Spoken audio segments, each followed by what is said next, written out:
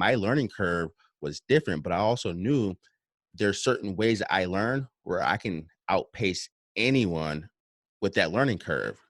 And so when I started to realize that, I said to myself, I am worthy. I'm not stupid. I've actually done a lot and I can do a lot more. You are now tuning in to the Going North podcast with your host, best-selling author, professional speaker, and member of the John Maxwell team, Dominic Dom Brightman. And every Monday and Thursday, we're going to hear the voice of a different author sharing their gifts, stories, and expertise to help you charge forward in life. Now let's get on with the show.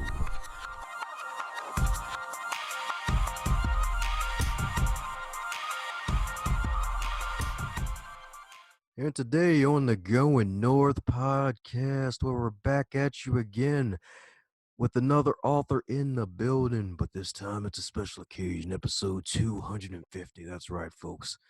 Some folks don't even last to 25, but we made it to 250. Thanks to every guest, listener, and future listener of this fabulous podcast. So we got one heck of a guest lined up for you today. My man had me on the show a few weeks ago on his Versatile Success podcast, which is kicking all sorts of arse and taking all sorts of names, and even hosting some fabulous names that are going to give you some successful tools. And today I got the host of that show today, my man, the fellow chocolate brother himself, the man with the book, the podcast, and the business that's going to be spreading all sorts of chocolate everywhere for success. Give it up for Mr. Good old JR himself, or should I say good young JR himself, Justin Rambo. How you doing today, sir? Hey, well, appreciate you having me on. Chocolate drops in the building, huh? Yeah, man. That's right. Yeah, definitely appreciate it. Yes, indeed. In the words of Big Smoke from San Andreas, it's time to return the favor, baby. That's right. Yeah, 250, man. It's just well, congratulations to you for getting that far, because it is a lot of work behind the scenes to run podcasts and to edit podcasts and to put them out. So congratulations to you. Thanks a bunch, man, because you you know the struggle. Yeah. Oh, yeah. You're a lot farther than I am, so I give you a lot of credit. Oh God, yeah, yeah. It's like people be like, "Yeah, I want to start a podcast." Like, all right, outsource the editing, my friends. It's like, what you mean? And then they start, and it's like, oh God, he was right. Yep. I see why you said that. But yes, indeed, man. So as with all introductions, it's not allowed to be 553 days long. So mind filling in any cavities or miss some things and tell us about the good man, JR himself. Yeah, so I'm Justin Rambo. I'm a serial entrepreneur and newly author of the book Turn Down the Noise. And for me personally, I'm just a normal guy. Like, just I don't know. It's hard for me to really big myself up, but I've run businesses. I wrote a book. I created online courses. I have an online business now, and I'm just going at it. Just going at it. Yes, sir. My man's going at it, baby. That's right. Guns blazing everywhere. That's right. Taking no prisoners at all. That's right. We're going to get all the success right here. Versatile style. Yeah, yeah. Oh, yeah. I'm the host of a podcast too, so I forgot to say that. Oh, yes, indeed. Yes, indeed. That's the sign of a man who is hard at work. He forgot half the stuff he'd be doing. Yeah. You know what? The crazy part is it's so natural for me to always be doing stuff or doing something that I forget everything I'm doing. And in fact, some of the guests on my podcast would tell me that I'm the type of person who takes action and I'm always doing something. And I thought about it and I'm like, but doesn't everybody? And I thought it was something that everyone does. And come to find out, maybe I was wrong. But yeah, I know I forget half the stuff I do. Yes, indeed. Yes, indeed. That's a good sign of a man who stays busy on the right things, indeed. And the beautiful thing about it is that you're kept yourself busy enough to join the business of immortality by publishing your book, Turn Down the Noise. So how's it feel, man? It feels good. Ironically, when I launched the book and it went live for purchase, one of my good friends asked me, so how does it feel to finally have everything out? How does it feel to be an author? And I said, it's cool, but I'm ready for the next thing. So I think he was a little bit shocked, but yeah, no, it actually really does feel good, and to realize that I've created something that can outlast me, but also give people the tools and equip them, and not only just people in general, but something my kids can one day read and understand. So it really does feel good to have something that outlasts me and to make my mark, start making my mark on the world with this. Amen to that, dude. Amen to that. And that's a good sign of those who are successful because it's like you always have to ask yourself, what's next? Like you can't just rest on your laurels because that's when you get lazy. Yeah, no, I 100% agree. And it wasn't me just saying it just to say it. It's really how I felt. And so, I like to keep going with things and not just resting. That's what I'm talking about, man. So if I'm not mistaken, this is year 6 in your personal development, right? At least from the heavy Y- standpoint, right? Yeah, so this is year 6 in my journey of personal development in terms of what I know the term to be. But what I've realized is I've always been on this journey. I just didn't know there was a term for personal development. And just to give your listeners a little bit more of a background, so I'm 34 currently, but I grew up, uh, in a good household. But when it came to education in first grade, I realized I couldn't read at the same rate as the other kids. I was terrible at math. I couldn't finish things on time. I needed extra, extra, extra help to do things with academics. So I just labeled myself as dumb, but I was a good athlete. So then what I did was I transferred, okay, I'm not good at academics, but I'm a good athlete, right? But obviously you need both. They go hand in hand. And then for me, once sports was over, I felt lost. I didn't really know what avenue to go down. I didn't feel worthy enough for anything. I didn't feel like I was accepted in anything. In 2014, when I had my first business, I journeyed down the path of personal development. And what I mean by that is that's the first year I heard the term personal development. So when I heard the term, I didn't know what it was. I didn't know if you had to press a button somewhere. I didn't know if you had to order it somewhere. Like, what is personal development? And the more I started hearing people talk about it, I started realizing there were motivational speakers, videos, things that you can just, I guess, utilize to help you become a better person. And I also realized at that point that I've always been a person of a growth mindset, which means I like to be the best version of myself at all given times. And then so what happened was from 2014 to 2018, I was really working on myself, especially because, for anyone that runs a business, it's not easy. So you have a lot of pitfalls. In 2018, I took it a step further, really, really, really hunkered down and tried to figure certain things out. 2019, I said, you know what? I'm going to eliminate all distractions for 1 year.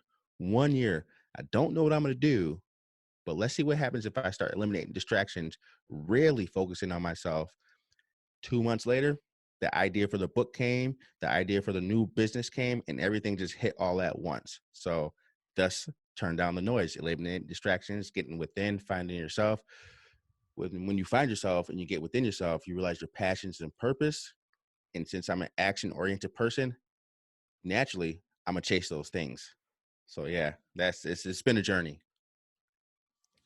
That's what I'm talking about. So much action, baby. The true Rambo is here, baby. Forget about You Mr. tell Sly Stone. That's right. Forget about him, man. It's them. about the J.R. himself, baby. Yeah, right, right. And people always say, "Oh, your last name is cool." I was an athlete, so that definitely helped. And then my old business was I was a personal trainer. I had a brick and mortar studio for 4.5 years. So I would like to say my last name helped me get my clients in the door. So yeah, There you go. Yeah, before the wife came along, you're like, man, it's chocolate Rambo in the building, baby. right, right, yep, yeah. That last name I'm always back then got me in trouble as well. So you grow, you grow and mature. Yes, indeed, and amen to that. And what I loved about your book is the fact that you mentioned how even though you had the bad grades and everything, and even though math was your strongest subject, funny enough, believe it or not, I actually failed ninth grade math twice myself, believe it or not, as well. And the fact that even though at the time lack of application really led to the failing, when it came down time for real life and just setting aside the distractions and actually focusing on what you really want to get out of life actually changed your life for the better? Yeah, definitely. Because when you really get by yourself, and what it looked like for me was I took some online courses, but more so I scheduled a time of day, which is 4:30 in the morning when the wife was asleep, kids were asleep, where I can come downstairs to my basement. It's dark, meditate, really get by myself and just figure out who I am. What you realize is you start to connect certain things. And I started connecting the fact that I've always felt dumb because of the issues I had starting in first grade. But it wasn't that I was dumb. I just didn't learn how they taught. And when you really reflect, you start to realize that you're a genius in other areas. You just didn't apply that or didn't apply that genius to a certain area because you weren't aware of that zone of genius. So I knew that my learning curve was different, but I also knew there's certain ways that I learn where I can outpace anyone with that learning curve. And so when I started to realize that, I said to myself, I am worthy. I'm not stupid. I've actually done a lot and I can do a lot more. And so it was me just getting by myself to realize who I am, and not always just the good, but there's also the bad. So the things you want to work on, but realizing that the past situations didn't really define me. It just defined what my mind state was at that time, if that makes sense. Ah, like some quarters and nickels. Perfect sense, my man. Perfect sense Yeah, indeed. there you go. Yes, indeed. Yes, indeed. So, what's really powerful about your story, in addition to really getting up at 4:30 a.m. and actually being able to sneak to the basement and work on yourself, is the fact that it probably stemmed from that first year of just eliminating all the distractions. So, other than the smartphone itself, the AKA the zombie apocalypse device, what are some of the other distractions you had to take out of your life to really get into that ultra metaphorical Super Saiyan zone that you're in? Oh, I like it. Super Saiyan Zone, Dragon Ball Z, huh? Yes, sir. So yeah, what it looked like for me was okay, there was the social media. And when I was a trainer, I was pretty big on social media, but I immediately got rid of social media, meaning I deactivated my accounts. Also got rid of cable. And then I did something that most people won't do. And everyone at first thought I was crazy, but I stopped listening to music. And the reason for that is I needed to saturate my brain with the things that were most pertinent to me, the things that I wanted to become, and the information I wanted to seek. And so we have these times in our life where we're driving to work or we're taking showers or we're getting ready for the day and we're listening to music or watching the news. And for me at that time, those distractions weren't really pertinent to what I wanted to do with life. And so what I would do is during those times when I would normally listen to music, like the car rides, I would listen to motivational speeches, self-help, and things like that constantly. Because what happens is once you start putting that stuff in your brain, you start to see the signs that you're looking for. You start to understand things in a different light because you eliminated a lot of the what did I call I guess times when you're just filling your brain with nonsense. I mean, I'm not saying it's all bad. There's seasons for everything, but it was really taking inventory of how to utilize my time the best and not wasting any time at all. To the fact where my daughters in the car, they hated the car ride, so they would just go to sleep because they're listening to these motivational speeches or listening to podcasts, and they would just fall asleep. But one day, I was telling my youngest daughter about the reticular activating system in the brain. And she was like, "What is that?" Before I can answer, my oldest daughter explained it. Now you might ask, well, how does she know? My oldest daughter at the time when she explained it was 11 or 12. But she explained it because she heard that so much in the explanation of what it is in those car rides that she remembered it. And so then I started to realize if I'm doing this, my kids are watching me. And one day they're going to ask, how do we get to this point where we can do all these things? Right. And I'm going to say, do you remember the time in life when I eliminated all distractions? No music in the car, no cable television, no social media, just that saturation of the things you didn't like, but not knowing that you were actually listening to it. Do you remember that time? And so it was just eliminating those distractions was on all fronts. Heck yeah, man. That's powerful, man. That's right. Brainwashing them the right way. That's what I'm talking There you about. go. Yep. Yes, indeed. Because if we're all going to be brainwashed, it better be something good. Something good, something useful. Definitely. Yes, indeed. Yes, indeed. It's like, yes. Oldest daughter's like, yes, you are the champion. I didn't Right. even have to delegate it. You just click, boom. Like, yeah, she Right. went right in there explaining. It's like, yeah. Well, here's the crazy part is when I ask them what they want to do when they're older, usually, you'll hear kids say they want to be a celebrity or they want to be, I don't know, a hairstylist or whatever. But they all want to own their own businesses. And it's because they saw me do it the first time. So I've also realized once you actually take inventory of yourself and you go after the things you want to go after, it's not just for you because your kids are watching. The kids will typically understand what you do more than what you say. And Hmm. so since they've seen me do it, now they want to do it. And so when you take that inventory of yourself, you have to understand and you will understand that it's not just you, it's your kids. But then guess what? They'll have kids one day.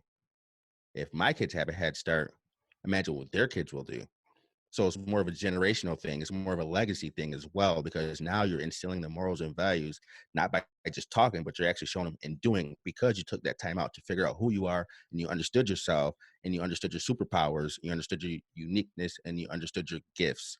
So it goes way beyond just me in retrospect. That's what I'm talking about. Instead of generational curses, it's generational wealth. That's what I'm talking about. Yeah, yeah, definitely.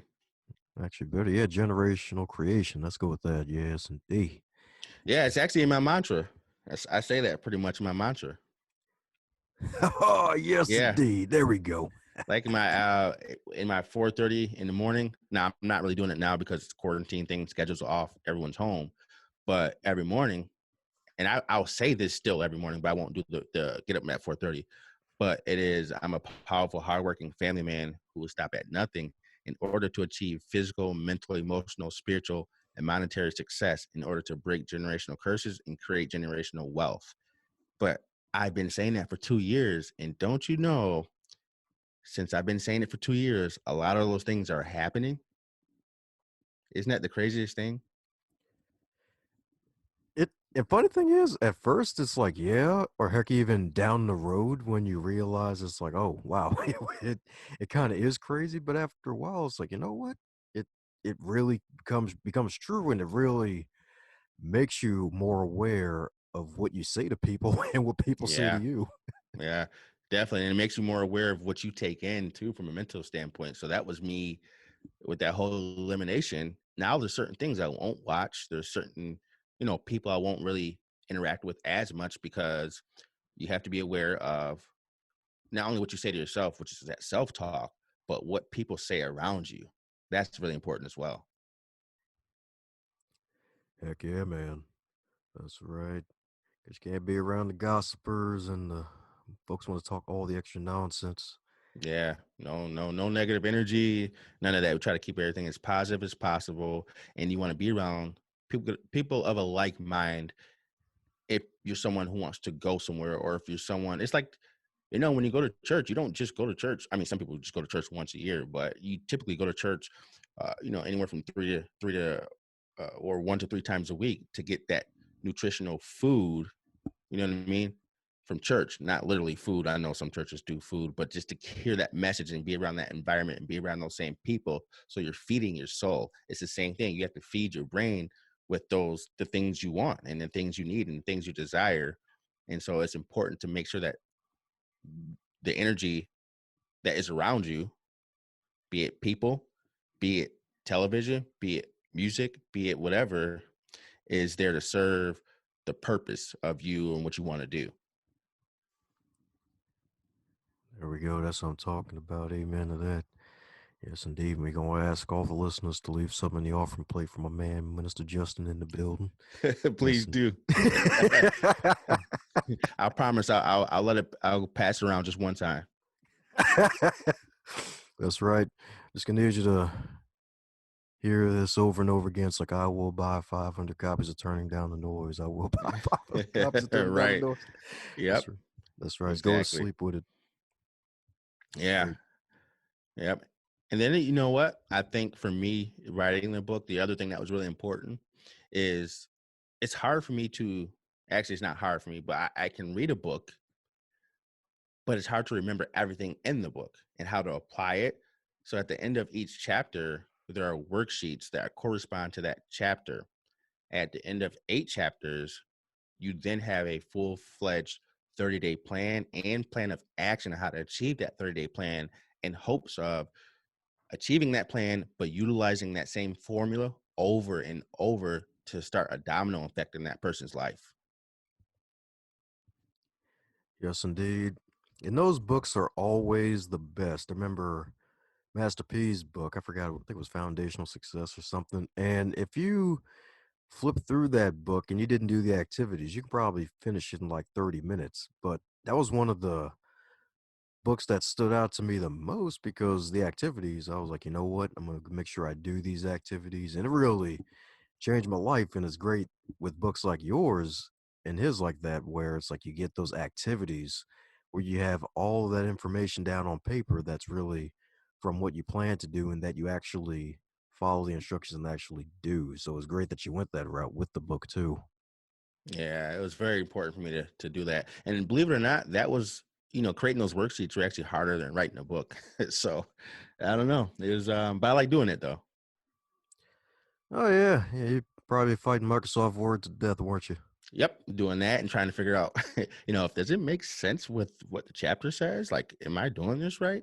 But yeah, no, fighting Microsoft and you know, but it was cool to see the finished product. That's right. Probably feel like the world champion when your first I title at WrestleMania.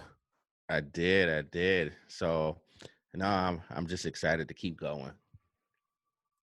Woohoo! And the beautiful news is that you definitely keep going because in addition to the fabulous book, if I'm not mistaken, before the book, you had some digital courses, and I think you're still making more to go with everything else you're doing, man. Yeah, I developed a personal development course, and then we have a goal setting course, and then the next course is going to be entrepreneurship 101. So if you look at the sequence, it's personal development, getting and understanding who you are. Like I said, once you start to understand who you are, you start to understand your purpose and passion. Okay, the next thing is how do I put a goal together and achieve it? Okay, we have a course for that. And then the next thing is there's a lot of people that are self-aware. They realize I want to do something, maybe start a business or something like that. Well, then we have the entrepreneurship course that is coming out. So yeah, it's definitely a sequence to it. But if you can tell, the base of the courses is personal development. So that's what I preach all the time is personal development. You have to know who you are. You have to do that inner work. You have to understand yourself. You have to understand what drives you. And from there, that's your foundation. You can build upon that because it's not built on sand anymore. It's built on a solid foundation. There you go. Solid as a rock. That's what I'm talking about right there.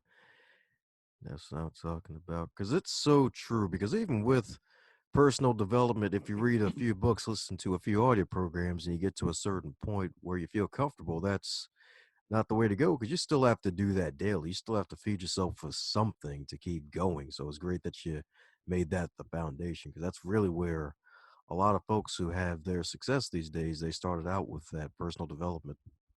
Yeah. Yeah. And you know what I find if you look at the, celebrities that have made it to a certain point, but they keep messing up or they lose everything, I find it that they really didn't understand who they were in the beginning, and they achieved all those things and that success. And what that did is it just highlighted all the things that they didn't know the inventory that they didn't take within themselves. So that's why I think it's important to start with that foundation of the inner work, the personal development. Because I'll tell you this: when I did the reflection on myself, I realized my whole life there are two things that have driven me, and they still drive me to this day. The difference is one of them I just used wrong.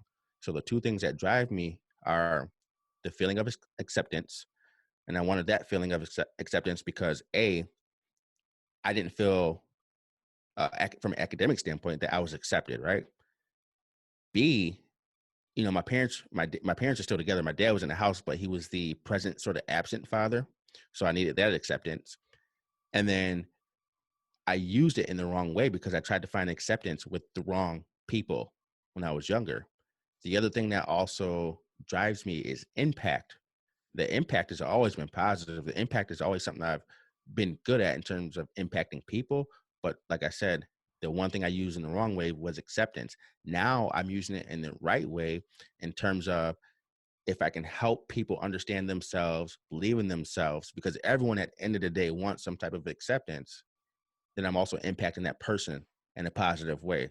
So that's why it's important to really know who you are, know what really drives you, and how to use it. Yes, sir, indeed. Yes, sir, indeed. And it's great that you're able to recognize where the things that were missing that needed to be filled up and what things need to be used the correct way. It's kind of like trying to use a hammer to turn a doorknob. Right. You might as well break the doorknob off and then you have no door. Exactly. It's like, yeah, I'm home. Yeah. Yeah. So is everyone else. Ah, well played. Yeah. Yeah, I try. Get 30 experience points for that one. That's what I'm talking about. All right. Perfect.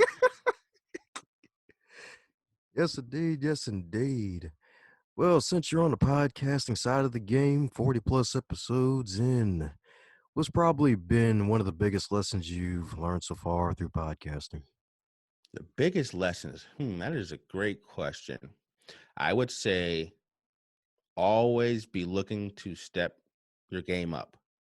Mm, Actually, let me retract that first. I'll make that the second point. The first point is if you're going to get into podcasting, do it from a place of passion and don't do it from a place of expecting to make a lot of money. Don't do it from a place of expecting to gain a lot of fame. Do it from a place of passion because when you first start out, and I'm still going through this, you're not going to get a lot of recognition, but I love what I'm talking about. I love what I'm doing. So that pushes me, even when I'm doing the editing and it's taking a long time, I still love what I'm doing. So that would definitely help anyone that is getting into podcasting. And don't do it just because it's cool. Do it from a place of passion. And then the always stepping your game up is you have to evolve at some point. And there's this saying out there where people say, well, you just have to start, which is true. You just have to start. But at some point, you have to grow up. At some point, you have to step your game up. And the third thing I would honestly say is network. Like I met you, I met a couple of other guests through social media, and don't be scared to reach out to people because I've had some guests on my show that if you look at where they are in life, where I am in life, they're one of my guests I had on my show just did a podcast with Ed Milet. And if you're not sure who Ed Milet is, just go ahead and Google him and then you'll figure that part out. But I had the host on my show. So don't be scared to reach out, but always step your game up and do it from a place of passion. yes, indeed. My man Ed Milet. Dude's a beast. He Like, is. ain't he a billionaire? No, I think his net worth is like 400 million. I mean, nothing to sneeze at or anything. Yes, indeed. Because I feel like it's pretty close. It's funny enough, I heard about him, I think about a year or two ago, by just seeing one of Grant Cardone's clips on YouTube of him speaking at Yeah, one of his events. I'm like, wow, okay. My he man's is a freaking awesome. he is a beast. I heard about him through Tom Bilyeu's Impact Theory, and I've been following Ed ever since then. His podcast, I've seen him speak one time live in person, and the guy I had on my show, who had Ed on his show, is part of his like mastermind group. So that shows you what that guy's net worth is as well, because it's not cheap to be in Ed's mastermind group. That's right. The Arte Syndicate, right? Yep, RT Syndicate. That's right. Shout out to the good man himself, Tony Wadley, the Tony champ Watley. himself. Yep. And you know what? He's a great guy. He's very humble and he gives advice, great, very great guy. And that's why I say it's important to be around like minded individuals because someone like that can easily let money just go to their head and not be a good person. Yes, indeed. Yes, indeed. Dude is a great role model, man. He Yeah. is. Both of you. Yeah. Yes, I indeed. appreciate it. I actually met Tony, you'd be surprised. So I went to the Lewis House Summit of Greatness and I had a dinner. Now this is where stepping out of your comfort zone is very important. I'm an introvert. I went on that group page before the summit and it said, "Hey, we're going to host a dinner." It was just like someone that was attending said, "Hey, I'm going to host a dinner. Who wants to join?" I said, "You know what? I'm going to be open." I decided to join. I think there was probably 20 of us. And I get there. I'm like, man, I just want to stay in my hotel. I don't know anyone here. I go by myself. So, you know, I say, you know what? No, I'm going to be open. I get to the dinner. I sit down. We're doing our introductions. Tony's to the right of me. It gets to my turn and I'm talking, telling everyone who I am, but not really sure what I do yet. I'm trying to sound really good. And then Tony goes after me. I'm like, this guy sounds really good. Like, who is he? Didn't know exactly what he did at the time, but he gave me great advice because this is before I started my podcast. And it's just I seen him, I saw him the whole weekend. He was a great guy the whole time through. And lo and behold, he was bigger than what I thought he was. Yes, indeed. Yes, indeed. That's right. Sitting next to a millionaire, didn't even know it. The millionaire next door. Nope, didn't even know it. That's like the best way to be honest, because that way when you find out, it's like, wow, all right. That because those people that usually don't show out like that usually are the best ones to be around because you can learn a lot from them and they Hmm. stay down to earth and they're always pushing to become even better than before. Yeah. And I had him on my podcast early on when I first started. So for him to say yes, I was just ecstatic because when someone first starts out, yeah, everything is not so smooth. Oh yeah. You can say that again. Yep. It's like, man, maybe I should have waited till now. I'm pretty good at this thing now, but it happens. That's right. That's right indeed. It happens indeed. Well, coming to a question that a lot of guests tend to like, and that is there a question that you wish you would be asked more often when you're doing interviews like these? Hmm. That is a great question. A question that I wish I'd be. Hmm. You know what? I tend to talk when I get into this stuff. I tend to talk a lot, so I usually cover a lot of ground. So I'm not sure if there's one specific question. Yeah, none that I can think of. All right, it's all good. I It's bet you don't all get that good. answer often, huh? Uh, I'd say around, it's probably around 60-40. Usually 40% usually don't have anything, and the other 60% they either retell something that they mentioned like 30 minutes ago or they use it to promote something else that they felt like mentioning. Yeah, right. Yeah, no, I usually cover a lot of ground. So yeah, I just I'm a go with the flow type of guy. I believe everything happens for a reason. So if there's something I forgot to say or a question I felt like I should have been asked and it didn't happen, then it was for a reason. So I'm good to go. I'm pretty easy to go. That's what I'm talking about, indeed. That's what I'm talking about. And the great thing is that I feel like we got this introvert wave going on where it's like everybody's saying they're introvert and some may even claim it like Hmm. it's like a badge of honor now. And really, when you see them out in action, you realize that introversion is just a way you recharge and not really anything that's can deter you from anything. It's kind of Right. interesting that's kind of happening nowadays. And you know what? I think for me, being an introvert has been my life's biggest superpower because people have always told me that I'm a old soul or I'm very wise for my age. And it's the fact that I've sit back and listened for so long. In fact, I was doing a Facebook Live last week, and one of my old college teammates, I saw him join the live. He's one of LaShawn McCoy's friends. If you're not sure who LaShawn McCoy is, he was a former NFL player. I think he still plays. But he gets on the live. He's like, "It's good to see you doing this because you were so quiet before." And and so I thought about it. I was quiet, but I observed so much. I soaked up so much. I listened to so many of my elders that I have this crazy understanding of how things work and wisdom and knowledge. And so for me, being an introvert is just my natural tendency, but I can be an extrovert when I need to because I know what's going on. There we go. No wonder we're connected. Yeah, right. Exactly. That's right. That old soul and the Sonic Youth. That's what I'm Oh, talking about. and it's crazy because that same Facebook Live I was doing, my mom's side of the family is all down south still. They're still in North Carolina. And one of my cousins got on. I hadn't talked to her in a while. And she's like, "Man, you remind me of our uncles." I said, "Why did you say that?" She's like, we're all very in-depth thinkers. And I thought about it, I'm like, she is 100% right. I never realized it because I live up north, everyone lives down south. And, my mom's side of the family, we're just like that. I'm just the one that's actually voicing it and putting it out. So now I feel like, there's some people in my family that have this great wealth of knowledge and this great voice and great speakers. Now I have something to work towards, if that makes sense.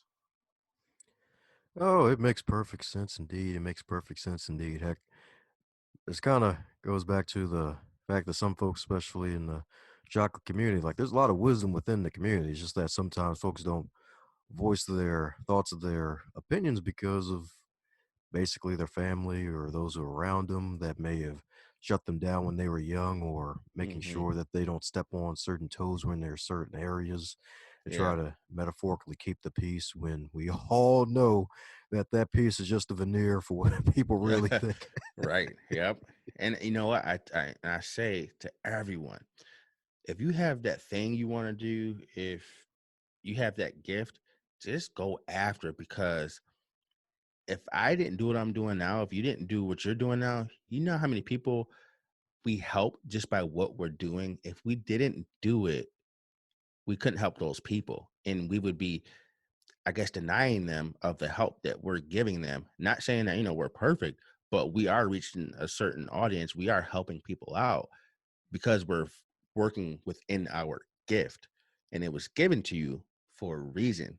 And if it was given to you for a reason, it's given to you to use.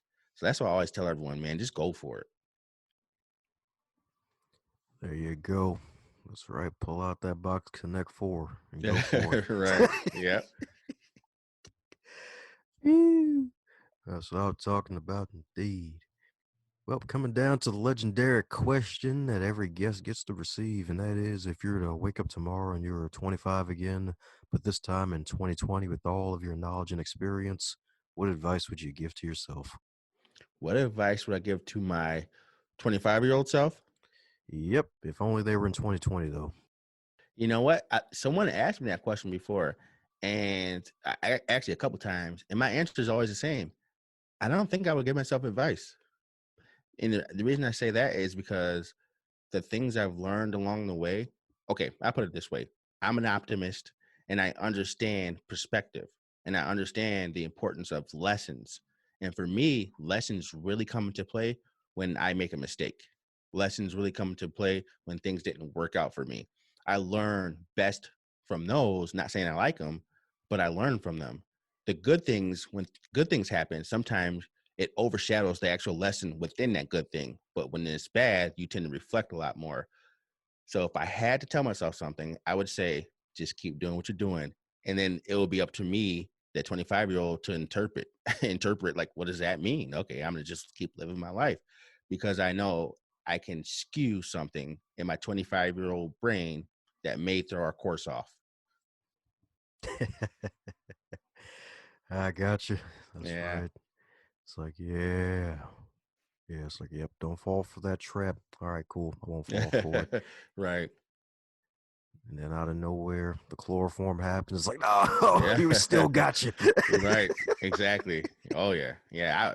Yeah. My 25-year-old brain is totally different from where my brain is now.